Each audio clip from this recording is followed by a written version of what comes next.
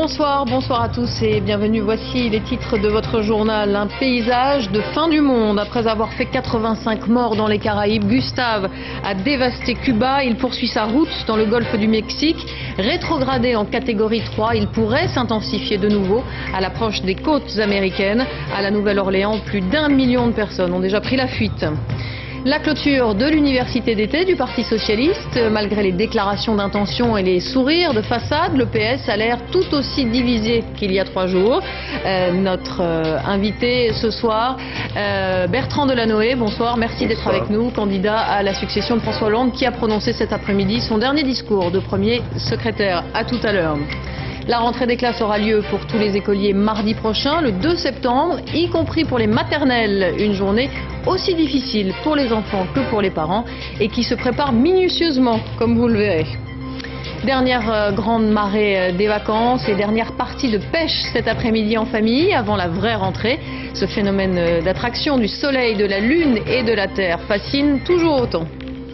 Inju, la bête dans l'ombre en japonais, le dernier film de Barbet Schroeder est un thriller érotico-littéraire, tout un programme en compétition officielle à la Mostra de Venise avec Benoît Magimel en personnage singulier et sulfureux.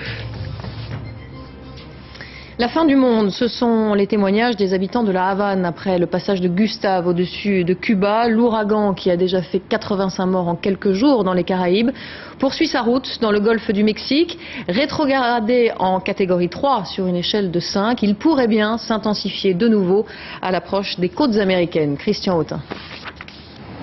La fureur de Gustave en pleine action. Des rafales records de 240 km/h, accompagnées d'un déluge d'eau, ont balayé cette nuit Cuba. Résultat, tout le sud-ouest de l'île a été inondé. Le pays avait été placé en état d'alerte maximum pour cet ouragan d'une rare intensité. Ce matin, les habitants rentrent chez eux. Ils ne peuvent que constater les dégâts. Le niveau a maintenant baissé, mais l'eau est montée jusque-là. D'autres ont eu moins de chance. Gustave a laissé derrière lui un paysage de désolation. Des maisons soufflées comme des fétus de paille, il ne reste plus rien. Choqués, les sinistrés ont du mal à réaliser. Tout s'est passé en un instant. C'est du jamais vu, on ne peut comparer ça à rien d'autre, seulement à une guerre. On n'a rien eu le temps de comprendre, c'était comme un bombardement en pleine nuit. C'est l'île de la Jeunesse, à une centaine de kilomètres au sud, qui a été le plus durement touchée. Des vagues avec des creux de 5 mètres et des vents avec des pointes à plus de 300 km/h. Témoin de cette violence, ces bateaux projetés sur la terre ferme dans le port de Nueva Gerón. Aujourd'hui, les autorités font état de dégâts considérables et de plusieurs blessés, mais pour l'instant, aucun mort à déplorer.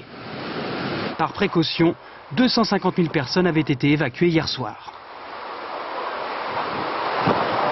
Il y a quelques années, ce n'était pas pareil, pas aussi violent. Il y en a tous les ans qui arrivent sur Cuba, mais cette année, c'est plus fort. Gustave est un cyclone extrêmement dangereux. Les experts l'ont rétrogradé aujourd'hui en catégorie 3 sur une échelle de 5, mais il pourrait se renforcer au contact des eaux chaudes du golfe du Mexique avant de toucher les côtes américaines. Et à la Nouvelle-Orléans, où l'ouragan devrait frapper demain, plus d'1 million d'habitants traumatisés par le cauchemar Katrina il y a 3 ans ont déjà pris la fuite. Le maire a donné l'ordre de partir le plus vite possible et parle déjà de tempête du siècle. Les pillards tentés d'en profiter et surpris à déambuler dans les rues seront immédiatement conduits en prison. Sophie Rodier. Ils ont attendu le dernier moment pour quitter la ville. En voiture, en bus, en avion. Toute la nuit, les habitants de la Nouvelle-Orléans n'avaient qu'un seul objectif, fuir l'ouragan. Parmi eux, des Français. Ils étaient 800 résidents, presque tous sont partis. Gustave pourrait toucher les États-Unis demain soir, une menace que le maire prend très au sérieux. Il a ordonné l'évacuation complète de la ville. Vous devez avoir peur. Vous devez vous sentir concerné. Et surtout, vous devez quitter la Nouvelle-Orléans. Tout de suite. C'est la tempête du siècle. Malgré ces appels, certains ont décidé de rester. Mais à leurs risques et périls, préviennent les autorités. Elles ont décidé un couvre-feu à partir de ce soir. Il y aura une tolérance zéro pour tous les civils. Et quand je dis tolérance zéro, ça veut dire qu'à moins d'avoir une bonne raison d'être dans la rue, vous irez en prison. Les magasins de bricolage sont pris d'assaut, encore quelques heures pour se barricader. À la Nouvelle-Orléans, le souvenir du passage de l'ouragan Katrina hante les habitants. J'étais là il y a 3 ans pour Katrina, et ce n'était pas beau à voir. On n'a eu aucune aide, et cette fois, je pense que ça a été mieux préparé. À l'époque, le bilan avait été terrible. 1500 morts en Louisiane et dans les États voisins. Des centaines de milliers de sinistrés. Et le président George Bush, pas à la hauteur pour de nombreux Américains. Aujourd'hui, il est très vite allé au Texas pour surveiller l'évolution du cyclone depuis un PC de crise. Les plateformes pétrolières du golfe du Mexique sont elles aussi menacées. Il y a 3 ans, certains sites avaient été endommagés. Le prix du brut avait battu tous les records. D'ores et déjà, 76% de la production est suspendue. Et à la Nouvelle-Orléans, on retrouve notre envoyée spéciale Martine Laroche-Joubert. Bonsoir Martine. Alors, quelle est l'atmosphère sur place? Est-ce que le vent souffle déjà à la Nouvelle-Orléans? Écoutez, pour le moment, la Nouvelle-Orléans est une ville fantôme. Depuis notre arrivée ce matin, nous n'avons croisé que 2 personnes dans les rues, à part les journalistes.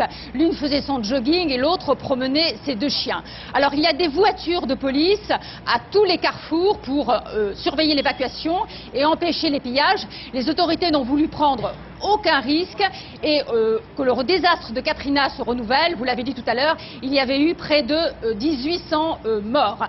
Alors, le maire a bien prévenu. Tous ceux qui restent le font à leurs risques et périls. Et l'évacuation est en train de se terminer. Il y a encore des bus qui sillonnent la ville pour n'oublier personne.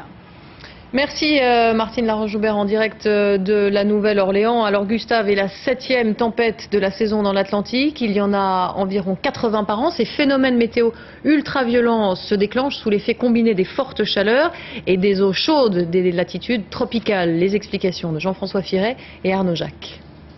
Il ne laisse rien voir de la surface de la Terre. Voici à quoi ressemble un ouragan. Une immense masse nuageuse et un trou. Un œil filmé ici de l'intérieur, son diamètre peut dépasser les 200 km. Tout autour, c'est le ciel qui tombe littéralement sur la tête. Le déluge et des vents à plus de 250 km par heure, comme sur ces images de Katrina au-dessus de la Louisiane en 2005.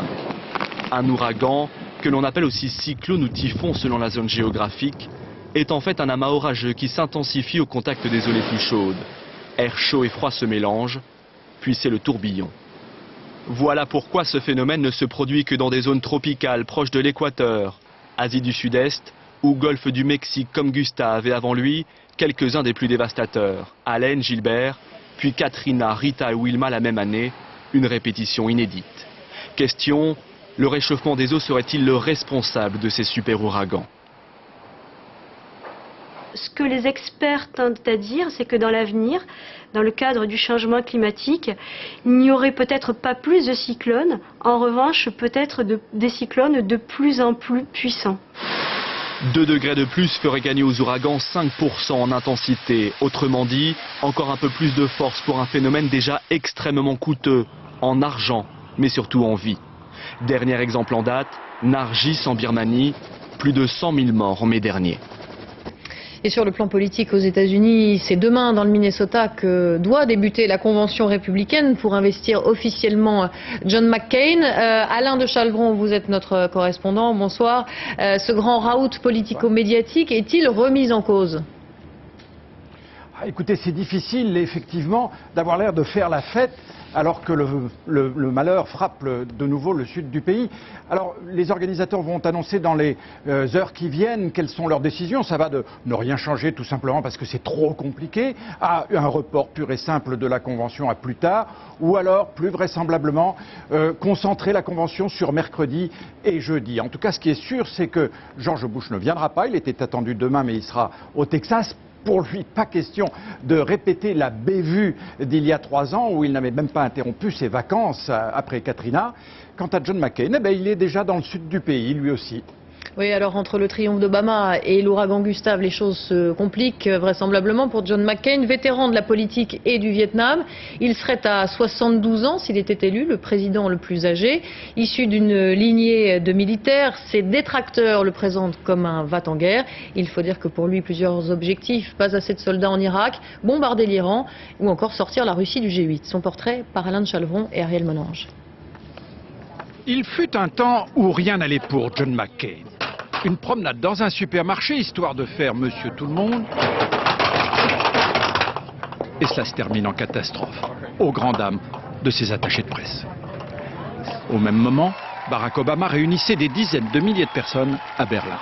Dans l'entourage du candidat républicain, on s'inquiétait de cette histoire d'amour entre le sénateur noir et les médias. Et puis est arrivée la guerre en Géorgie, une aubaine pour cet ancien combattant de la guerre froide pour lequel la Russie a toujours été en tête de l'axe du mal. La Russie doit cesser immédiatement et sans condition ses opérations militaires et retirer toutes ses forces du territoire géorgien souverain. Aussitôt les sondages remontent spectaculairement. C'est que rien ne va mieux à John McCain que la posture guerrière, une affaire de gêne. Père, grand-père amiral lui-même, entre dans la Navy, pilote dans l'aéronaval. Il est abattu au-dessus du Nord-Vietnam en 1967, s'en suivent 5 années et demie de détention et de torture. Quand j'étais prisonnier, c'est une rengaine dans sa campagne qui exaspère ses opposants comme l'ancien commandant en chef des forces de l'OTAN. Je ne pense pas que de piloter un avion de chasse et d'être abattu fait de lui un commandant en chef. Un des enjeux de la Convention pour John McCain sera donc de faire passer le message inverse, c'est-à-dire que son passé en fait au contraire l'homme le plus compétent pour affronter les défis du futur, et ce sans s'identifier de trop près à George Bush devenu un boulet soigneusement exploité par les démocrates. Seulement les Américains s'inquiètent plus de la montée des prix de l'essence ou des denrées alimentaires que de la menace russe, ou même de la situation en Irak. Et l'économie, ça n'est pas son fort à John McCain, il le reconnaît lui-même.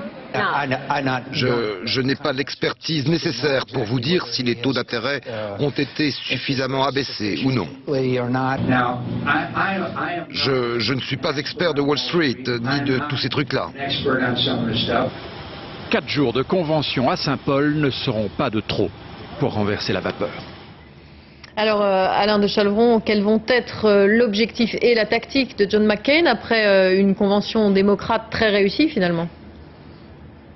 Oui, précisément. L'objectif numéro 1 est d'effacer la très bonne impression laissée par Barack Obama à la fin de la convention démocrate la semaine dernière à Denver. Et dans ce cadre-là, dans cette perspective, évidemment, c'était assez intelligent d'enchaîner les deux conventions. Une convention chasse l'autre. C'était compté sans le ciel et sans Gustave. D'ores et déjà, Gustave occulte la convention républicaine.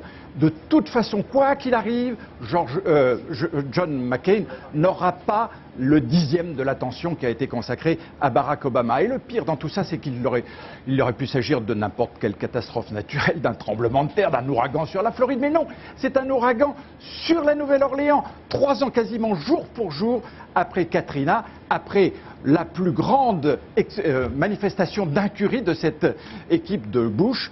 Et John McCain, naturellement, n'y était pour rien il y a 3 ans, mais enfin, qu'il le veuille ou non, il est l'héritier.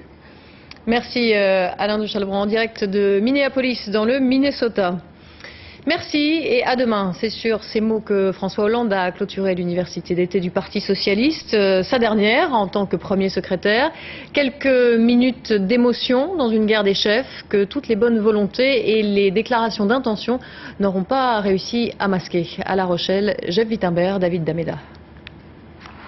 Même ses détracteurs l'admettent. Sur scène, c'est-à-dire en tribune, François Hollande en général est plutôt bon. Alors c'était un peu le beau parleur du PS, avec ses bons mots, ses traits d'humour, que les uns et les autres, candidats plus ou moins impatients à sa succession, ont salué. Dernier discours à La Rochelle pour François Hollande, premier secrétaire. Les militants l'aiment bien, tout en étant lucides. On n'a jamais vécu, nous, de victoire de la gauche à la présidentielle. Et ça, c'est à mettre au passif du premier secrétaire. Il a fait du bon travail, il a eu des emmerdements aussi. Ceux qui lui reprochent aujourd'hui de ne pas avoir tapé du poing sur la table sont ceux-là même qui, en fait, ont tout fait pour nous diviser. François Hollande a consacré de longues minutes de son discours à dénoncer précisément cela. La compétition inévitable avant un congrès, oui. La confusion, non. Parfois, on dit le Parti socialiste, il est inaudible. Mais moi, je l'entends trop. Je l'entends trop lorsque la pluralité des voix ne concourt pas à l'unité. Nous revendiquons le pouvoir. Alors quand on prétend diriger le pays, on doit se diriger nous-mêmes. Et avec force, et avec rigueur, et avec confiance. Dans ce moment où chacun prépare les alliances du Congrès, on se ménage entre chefs. Bertrand Delanoë a eu des mots aimables pour François Hollande. Pierre Moscovici, lui, a été trahi ce week-end par une partie de ses troupes et il est amer. Si la seule question c'est de savoir par anticipation qui sera candidat en 2012, à ce moment-là, il y a un gagnant, il s'appelle Nicolas Sarkozy. Comme d'habitude, les socialistes auraient voulu que l'on parle d'abord des idées à La Rochelle. Mais entre le passage éclair de Ségolène Royal, les ambitions affichées de Martine Aubry, de Bertrand Delanoë, cette édition 2008 s'inscrit toujours dans la même problématique pour le Parti socialiste, l'absence d'un chef.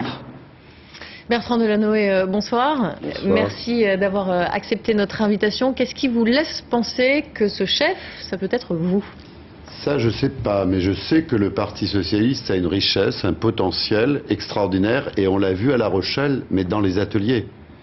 Pendant des jours et des jours, les militants nombreux, des animateurs, ces progressistes européens étaient là, confrontés, étaient créatifs, et recherchaient cette efficacité de gauche que je veux justement trouver pour le Parti socialiste à travers la démarche politique que nous menons avec beaucoup d'amis. Mais vous avez annoncé il y a quelques jours votre intention de pouvoir éventuellement succéder à François Hollande. Il faut bien qu'on en parle un tout petit peu, que vous nous expliquiez vos arguments. 3 autres socialistes ont déjà annoncé leur candidature. Julien Drey, Pierre Moscovici, Ségolène Royal et probablement Martine Aubry. En 2 mots, dites-nous ce qui leur manque et ce qui vous fait penser que vous avez un plus. Pour moi, ce n'est pas d'abord une question de personne, c'est que je pense vraiment qu'il faut que le Parti socialiste retrouve sa place dans la démocratie française. Il faut lui donner de la force. C'est toute la démocratie française qui a besoin que le Parti socialiste soit fort, le grand parti d'opposition. Deuxièmement, les Français vont mal, il y a une souffrance sociale terrible, et il y a besoin des valeurs de la gauche, et le texte, la démarche politique que nous avons élaborée avec des centaines, des milliers d'amis, c'est pour le dédier totalement à l'efficacité de gauche. C'est-à-dire dire comment vraiment, dans ce XXIe siècle, dans le monde tel qu'il est, on peut produire de l'efficacité, de la justice sociale et de l'écologie. Car il y a maintenant un enjeu aussi important que la justice sociale, c'est l'environnement. Et donc voilà, ce sont des idées. Justement, comment vous expliquez que ces idées ne soient pas vraiment passées ce week-end et que, comme vous le regrettez d'ailleurs, on s'en soit tenu aux querelles de personnes? Qu'est-ce qui n'a pas fonctionné? Pourquoi l'unité n'a pas été affichée? C'est en dehors de l'université que les combinaisons, les soucis tactiques sans principe un peu ont dominé. Mais par exemple, je parlais d'écologie pendant 3h30 samedi matin, nous étions nombreux, pas que moi, à travailler sur justement l'enjeu d'un projet écologiste et socialiste. Mais vous me demandiez pourquoi je dois m'engager. Parce que, après réflexion et avoir écouté beaucoup de militants socialistes ou de responsables socialistes, d'élus socialistes, j'en suis arrivé à la conclusion que j'avais le devoir maintenant de donner tout ce que je pouvais d'énergie, mais collectivement, avec beaucoup d'autres, pour faire en sorte que ce Parti socialiste, qui a un potentiel extraordinaire, mais qui doit vraiment maintenant retrouver une manière de communiquer avec les Français, de se préoccuper des Français et d'être intelligent dans sa proposition, dans sa manière de s'opposer aussi. Il y en a sérieusement besoin de s'opposer et de proposer, de dessiner une alternative. C'est un enjeu démocratique, c'est aussi un enjeu pour la vie des Françaises et des Français. Alors que ce soit vous ou un autre, ou une autre, il va falloir composer, peut-être pas forcément uniquement au sein de votre famille politique. Ce matin, François Bayrou vous a adressé, non pas à vous, mais au Parti socialiste, une mise en garde, mais aussi en forme de main tendue. C'était sur Europe 1, je vous propose de l'écouter. Je dis seulement au Parti socialiste qui est enfermé dans ses débats internes qu'il est absolument impossible qu'ils fassent une majorité à eux tout seuls, qu'il est absolument impossible que leur dialogue avec l'extrême gauche et avec Besancenot débouche sur quelque chose de crédible pour le pays, et que donc, d'une manière ou d'une autre, un jour s'imposera en France un schéma politique nouveau. Et ce sont les Français qui dessineront ce schéma politique nouveau. Bertrand Delanoë, est-ce que vous envisagez, pourquoi pas, une alliance avec François Bayrou un jour, avec son courant, si vous êtes investi? Un point d'accord avec François Bayrou, ce sont les Français qui décident. Mais les Français ont besoin de clarté aussi. Ils ont besoin de projets clairement identifiés. Le projet conservateur de droite et le projet progressiste de gauche, c'est pas la même chose. Donc la question, elle est à François Bayrou. Moi, je ne prône aucune alliance avec la droite. On ne peut pas faire une politique de gauche avec des gens qui pensent à droite. C'est respectable de penser à droite, mais ça ne fait pas un projet de gauche. Donc la question, elle est posée à François Bayrou. Où il y a un centre-gauche en France, et ce centre-gauche a toute sa place dans le rassemblement de toutes les forces progressistes, où il continue à dire que la droite et la gauche c'est la même chose, et il ne s'en sortira pas, lui. Et peu importe Bayrou, Delanoë ou les autres, ce qui compte c'est comment on redresse la France, comment on lui redonne de la force, mais avec un objectif de progrès, de justice sociale. Et comment aussi on joue pleinement son rôle de force d'opposition. Si vous êtes investi premier secrétaire, quel opposant à Nicolas Sarkozy serez-vous? Un opposant honnête, exigeant. Aujourd'hui, il y a beaucoup de raisons d'être très sévère, mais il faut savoir dire quand c'est un intérêt de la France, oui. Je pense par exemple que le président de la République a tenu des propos en Israël et en Palestine, qui étaient des propos extrêmement estimables. D'ailleurs, j'ai reconnu beaucoup l'état d'esprit de François Mitterrand. Donc il faut aimer d'abord la France. Mais la démocratie a besoin de vérité. Et aujourd'hui, la vérité impose d'être des opposants résolus, fermes, à une politique de saccage d'abord des chances de la France et d'une injustice. Enfin, rendez-vous compte, il y a aujourd'hui 2 millions de Français vivant sous le seuil de pauvreté qui payent les franchises médicales. Vous avez 1 500 000 salariés français qui sont contraints au travail précaire et au temps partiel subi. Donc voilà, ce sont des problèmes graves tout ça. Alors justement, une autre question sur le fond, et ce sera ma dernière question. Dans une interview à paraître demain dans le journal La Tribune, Christine Lagarde propose d'alléger l'imposition sur le patrimoine, l'ISF compris, et l'impôt sur la fortune, pour revenir dans la moyenne européenne. C'est une suggestion qu'elle fait à Nicolas Sarkozy. Qu'est-ce que vous en pensez? Je suis effaré de l'arrogance sociale de ce pouvoir. La France va très mal. Son commerce extérieur est vraiment pas bon. Les comptes publics, le président a dit lui-même, les caisses sont vides. Avec un certain cynisme, c'est lui qui les a vidées.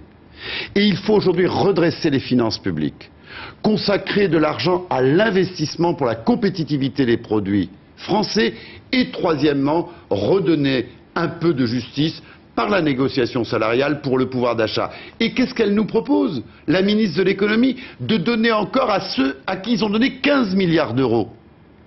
15 milliards d'euros. Aujourd'hui, 15 milliards d'euros vraiment gaspillés pour les privilégiés. 72 milliards d'euros de niche fiscale, c'est-à-dire de privilège fiscal. Il faut au moins sur un tiers essayer de mettre de la justice et de l'efficacité.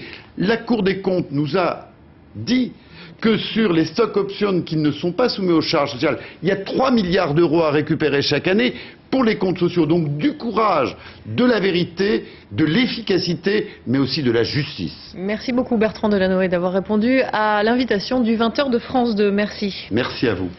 On a appris ce soir la mort d'Alain Griottret, cofondateur de l'UDF en 1978, ancien résistant gaulliste, ancien député maire de Charenton dans le Val-de-Marne. Il était hospitalisé depuis le mois de mai, il avait 85 ans. Que s'est-il passé précisément le 18 août dernier, à 50 km à l'est de Kaboul? Une délégation de 7 députés est arrivée en Afghanistan pour comprendre les circonstances de la mort des 10 soldats français. Et pour la première fois, nous avons pu entrer dans la base française, d'où le contingent venait de partir, juste avant de tomber dans l'embuscade. Sur place, nos envoyés spéciaux Gérard Grisbeck et Jacques Duboz.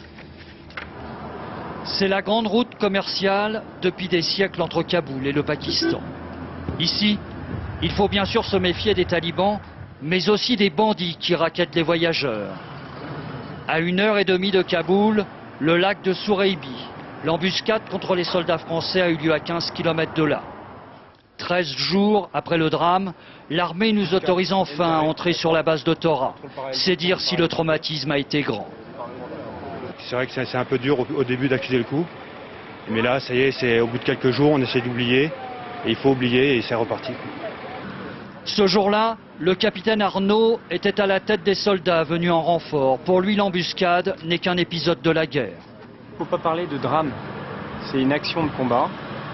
Donc vous avez affaire à des soldats professionnels. Ils font un métier qu'ils connaissent bien, sur le bout des doigts, ils sont entraînés pour. Les risques, ils les connaissent, ils les acceptent. Arrivée de Paris, une délégation de parlementaires va passer 48 heures auprès des forces françaises en Afghanistan. Ils ne sont pas seulement ici pour s'informer. Nous, les députés, toutes tendances confondues et de tous les coins de France, pas seulement de Castres, on est venu leur dire toute l'affection et tous nos encouragements. Le député de Castres est bien sûr du voyage. Le régiment de la ville a perdu 8 soldats. Je vais faire remonter les demandes qui ont été faites et puis rassurer les familles par rapport au fait que ce qu'on a dit, les nouveaux gilets pare-balles, vous allez les avoir, vous avez déjà les nouveaux casques. Ce soir, les députés se rendront dans la vallée de la Kapisa, où se trouvent les renforts français. De retour à Paris, ils informeront leurs collègues avant le débat au Parlement sur la situation en Afghanistan. Pour la première fois depuis 17 ans et à cause de la suppression du samedi matin, la rentrée des classes aura lieu pour tous les écoliers mardi 2 septembre, pour les maternelles aussi. Donc, une journée aussi difficile pour les enfants que pour les parents. Valérie Aounou et Jean-Marie Lequertier ont suivi la mise en condition psychologique d'une famille. Derniers instants de vacances et de jeux, le tableau, c'est encore pour de faux. Mais dès mardi, Célia suivra les traces de son grand frère, direction l'école. Elle entre en maternelle. Est-ce que tu as envie d'y aller? Oui. Pourquoi? Parce que c'est des copains. La rentrée pour l'instant, cela s'annonce donc plutôt bien. Des copains et un nouveau sac à dos. Il est chouette. On met les doudous dans la petite poche? Allez, vas-y. Tout pour la rassurer. À l'approche du grand jour, comme souvent, les plus inquiets sont les parents. Tu vas pas pleurer? T'es promis? Oui. Du premier moment, je pleure pas. On a l'expérience du centre de loisirs où le matin, c'est la crise de larmes. Et ça, c'est difficile à vivre en tant que maman, de partir, de tourner le dos à son enfant alors qu'il est derrière en train d'hurler. Petit conseil d'une spécialiste, si la maman est stressée, au papa de faire la rentrée. L'enfant est très perméable à l'angoisse de ses parents. Et puis on lui a vendu quelque chose de formidable. Tu es grand, tu vas aller à l'école, etc. Et le jour J, s'il sent son parent très anxieux, il va se demander pourquoi c'est si bien d'être grand et d'aller à l'école. Éviter de prolonger les adieux, préciser à son enfant qui viendra le chercher et surtout quand. Autre question de tout parent, est-il tout à fait prêt? Au niveau de la propreté, tout ça, normalement, quand on rentre en maternelle, c'est des choses qui sont acquises. Donc là-dessus, on n'est pas trop inquiet, mais des fois, ça peut y avoir encore des petits accidents. Ce sont des petits accidents du début qui sont à envisager avec l'enfant avant. C'est-à-dire, si tu as un problème, tu vas tout doucement en parler à la maîtresse, pas devant tout le monde. Tu vas lui dire dans son oreille et elle a l'habitude, elle saura ce qu'il faut faire. Et puis, ne pas en faire toute une histoire, ne pas humilier l'enfant. Quitte à différer la rentrée. Mais la plus grande inquiétude... Tous les matins, ils y aillent à reculons, en pleurant, en disant « je veux pas aller à l'école, j'aime pas l'école ». Et quand on sait qu'ils en prennent pour 20 ans... Là, il faut se demander si on l'a pas mis un peu trop tôt. C'est pas obligatoire, la maternelle. Je crois qu'il est intéressant d'expliquer aux enfants que l'école, c'est leur vie avec les autres. Donner un petit peu un sens profond à la question. C'est pas simplement pour qu'ils soient quelque part pendant que les parents vont travailler. Vérifiez aussi que votre enfant l'a bien compris dès le départ. Il n'y a pas que le jour de la rentrée. L'école, il faudra y aller toute l'année. Les services hospitaliers de médecine nucléaire contrariés, ils font face à une pénurie de technétium. C'est un isotope radioactif qui est utilisé en radiologie. Le réacteur hollandais qui alimente la France est tombé en panne. Les patients doivent patienter. Evelyne Goldman, Samuel Humez. C'est ce produit, le technétium, qui risque de manquer. Dans ce service de médecine nucléaire, on l'utilise quotidiennement. Injecté dans le corps du patient, il permet d'examiner les os, le cœur, les poumons et d'autres organes. On peut ainsi analyser en détail leur fonctionnement. L'hôpital Lariboisière est livré 2 fois par semaine, mais si la panne de l'usine hollandaise se prolongeait, on craint ici des problèmes d'organisation. Ça risque de désorganiser la plupart des services de médecine nucléaire de France en fait. Mais nous espérons par exemple remplacer certains examens qui se faisaient au technétium. Nous pouvons utiliser d'autres produits radioactifs qui, pour leur livraison, ne sont pas en panne, qui pourront continuer à être livrés. Le technétium est rarement utilisé en urgence. S'il venait à manquer, les malades ne se trouveraient pas en péril. Pour l'instant donc, pas de panique, mais il est possible que dès demain, certains patients voient leur examen reporté. Nos ancêtres ont longtemps cru que ce phénomène était régi par les dieux. Depuis, Newton et Poincaré sont passés par là et on sait que la marée est une affaire d'attraction.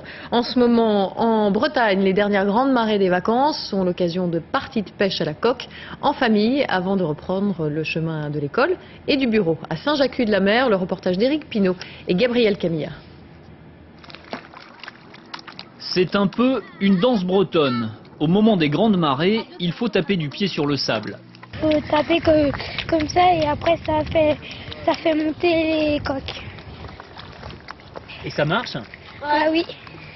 Oh, c'est une belle prise ça. Ouais, bah c'est une coque, hein, mais énorme. La taille minimum réglementaire, c'est 3 cm. Alors un bon pêcheur doit savoir rejeter les plus petites pour préserver la ressource.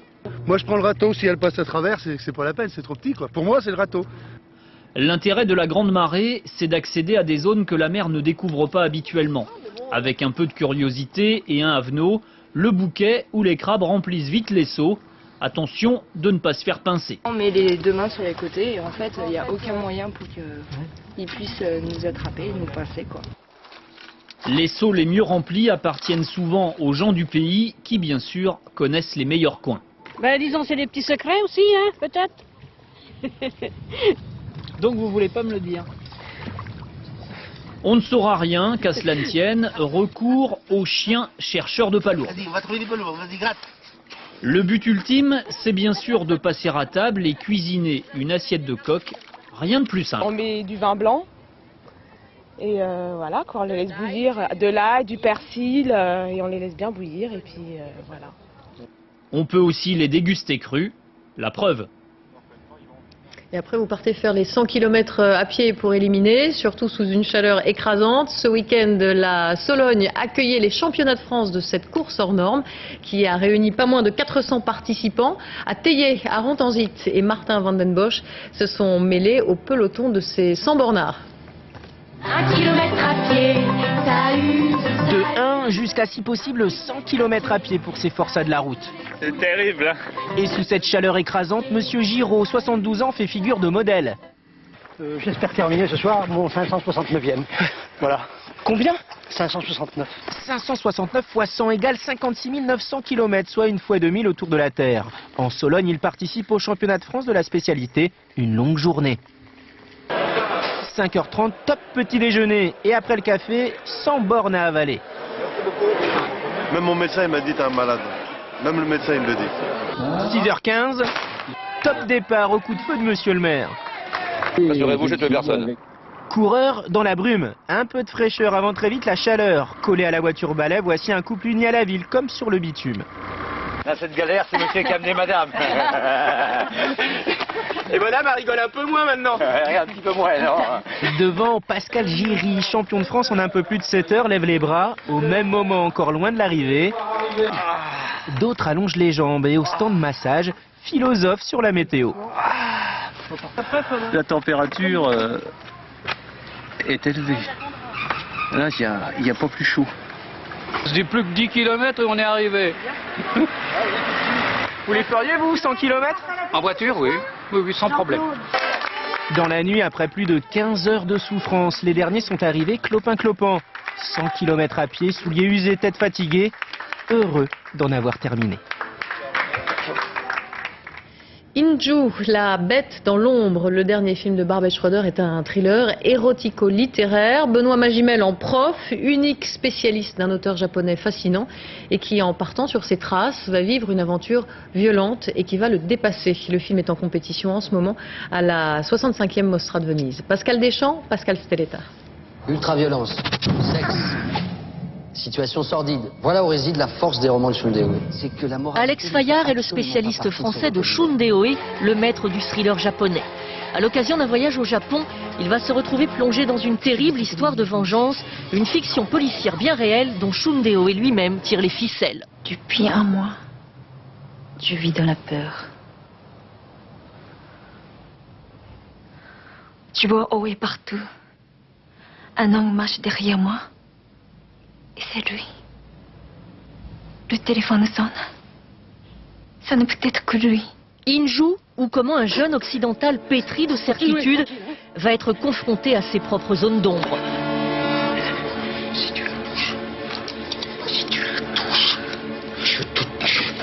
c'est une mise en abîme, quoi. Il plonge dans une histoire absolument sombre, terrible. Disons qu'il a ses adversaires sont puissants, sont dangereux, et ça l'excite de risquer autant, finalement. Et il se sent intouchable, en fait. Pour plonger le spectateur dans un Japon authentique, Barbet Schroeder s'est offert les services d'une des 3 dernières geishas dépositaires des traditions. Un luxe, car une soirée avec une geisha coûte au Japon entre 5 000 et 10 000 euros. Le prix du détail.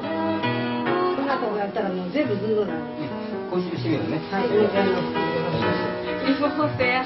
Un univers aussi fascinant que dérangeant, où se mêlent l'interdit et les fantasmes. Ce qui est caractéristique de la sexualité au Japon, c'est que elle est sans aucune notion de culpabilité, mais elle est aussi extrêmement cachée et secrète et stylisée. Et donc ça fait un cocktail très surprenant. Inju en japonais a 2 sens. La bête prête à bondir sur sa proie, mais aussi la bête à l'intérieur de soi qui attend de se réveiller. Tout un programme.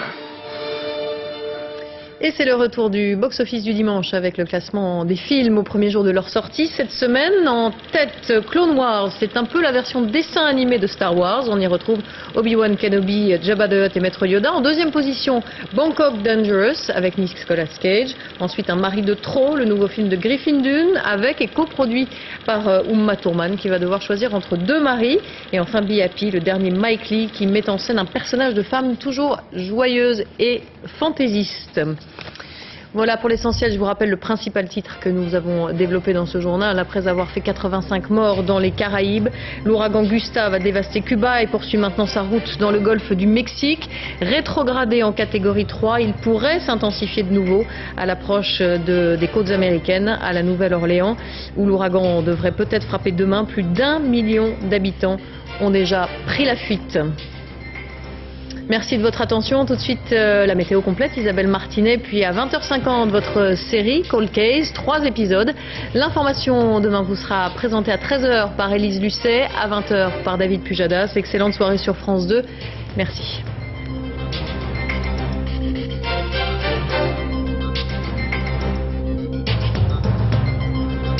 L'info en continu, c'est aussi sur France2.fr.